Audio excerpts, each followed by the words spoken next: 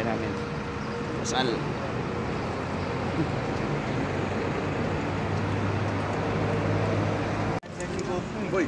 Stop over.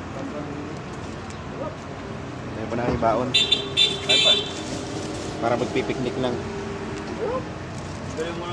Walang gutuman. Kain! Sila ba meron? Dito, bigyan mo ito sa kanila. Hindi ko naman lang kakain sila. Oh, yung may mga ate. Inom muna kayo tubig ko. Inom muna ka ng gabot. Kain po, oh. Kain. Halika, meron kayo. Alas 8:40 ng umaga at papunta nga po pala kami ng Jeddah. Medyo mahaba ang biyahe kaya kailangan namin mag-almusal muna. Maraming salamat po sa effort at pag-aasikaso sa bawat isa. Lahat kami ay excited at masaya. Batid nating sa ating paglalakbay ay gagabayan tayo ng ating Ama.